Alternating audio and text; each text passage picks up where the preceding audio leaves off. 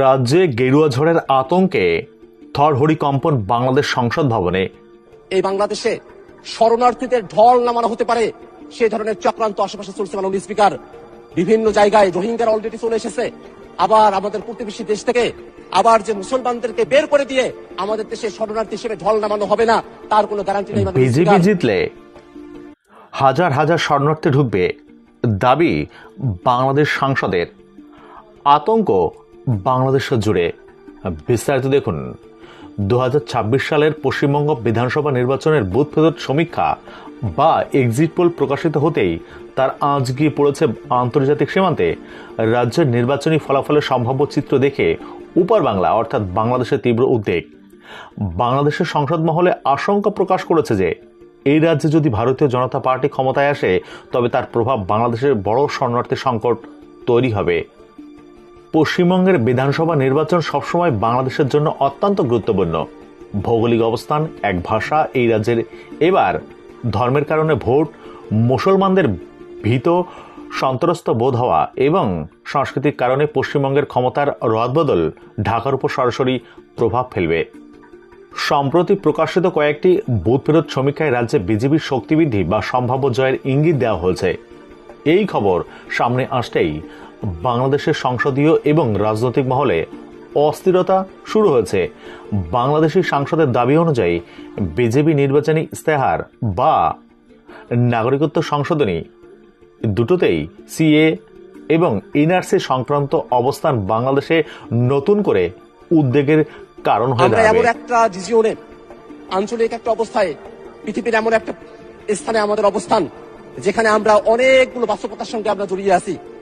এই বাংলাদেশে শরণার্থীদের ঢল নামানো হতে পারে সেই ধরনের চক্রান্ত আশেপাশে চলছে। মাননীয় স্পিকার, বিভিন্ন জায়গায় রোহিঙ্গারা অলরেডি চলে এসেছে। আবার আমাদের প্রতিবেশী দেশ থেকে আবার যে মুসলমানদেরকে বের করে দিয়ে আমাদের দেশে শরণার্থী হিসেবে ঢল নামানো হবে না, তার কোনো গ্যারান্টি নেই। মাননীয় স্পিকার, এই কারণে আমরা এই বাংলাদেশের যারা মানুষেরা আছি আমাদেরকে একতাবদ্ধ থাকতে হবে। আমরা সেই অর্থাৎ তার আশঙ্কা শরণার্থী ও অভিবাসন সমস্যা হবে, সাম্প্রদায়িক সম্প্রীতি ও আঞ্চলিক স্থিতিশীলতা তৈরি হবে। তিস্তা জলবন্টন চুক্তি অনিশ্চয়তার দিকে ঘুরবে। তবে বুথ ফেরত সমীক্ষা বৈচিত্র্য ও অনিশ্চয়তা রয়েছে। সবকটি বুথ ফেরত সমীক্ষায় এক কথা বলছে না। কিছু সমীক্ষায় তৃণমূল কংগ্রেসের নিরঙ্কুশ সংখ্যাধিক্যের কথা বলা হয়েছে, আবার অন্য কিছু সমীক্ষায় বিজেপি জয়ের সম্ভাবনার কথা বলা হয়েছে। এই দোদুল্যমান অবস্থায় বাংলাদেশের নীতি নির্ধারকদের আরো বেশি ভাবিয়ে তুলছে। ঢাকায় কূটনীতিকদের মতে ভারত একটি গণতন্ত্র রাষ্ট্র এবং তারা সবসময় ভারতের অভ্যন্তরীণ নির্বাচনের ফলাফলের প্রতি শ্রদ্ধাশীল। তবে পশ্চিমবঙ্গের ক্ষেত্রে বাঙালির আবেগ এবং সীমান্ত রাজনীতি জড়িত থাকায় বিষয়টাকে শুধুমাত্র একটি রাজ্যের নির্বাচনী হিসাবে দেখছে না ঢাকা। ভারত ও বাংলাদেশের বর্তমান সম্পর্ক গত এক দশকে এক অনন্য উচ্চতায় পৌঁছেছে। কানেক্টিভিটি, বাণিজ্য এবং নিরাপত্তার ক্ষেত্রে দুই দেশ একে অপরের পরিপূরক। এই অবস্থায় পশ্চিমবঙ্গের নতুন সরকার দিল্লির সঙ্গে তাল মিলিয়ে বাংলাদেশের প্রতি কেমন নীতি গ্রহণ করবে তা নিয়ে ঢাকার বিশেষজ্ঞ মহলে চুলচেরা বিশ্লেষণ শুরু হয়েছে। শরণার্থী সংকটের যে আশঙ্কার কথা বাংলাদেশি সাংসদ ব্যক্ত করেছেন তা মূলত এনআরসি আতঙ্কের সাথে যুক্ত।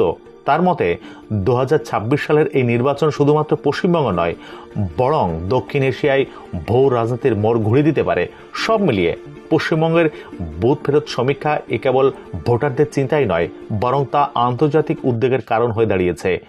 উপর বাংলা সাংসদের এই আশঙ্কা ভারত ও বাংলাদেশের বন্ধুত্বপূর্ণ সম্পর্কের ক্ষেত্রে কতটা যুক্তিযুক্ত তা নিয়ে বিতর্ক থাকতেই পারে। তবে এটি স্পষ্ট যে ফলাফলের দিনটি পর্যন্ত ঢাকার নজর আটকে থাকবে কলকাতার দিকে। আগামী কয়েকদিনের মধ্যে স্পষ্ট হয়ে যাবে পশ্চিমবঙ্গের আসল জনমত কি, আর তার উপর ভিত্তি করেই নির্ধারিত হবে দুই বাংলার ভবিষ্যৎ কূটনৈতিক সমীকরণ। ধন্যবাদ।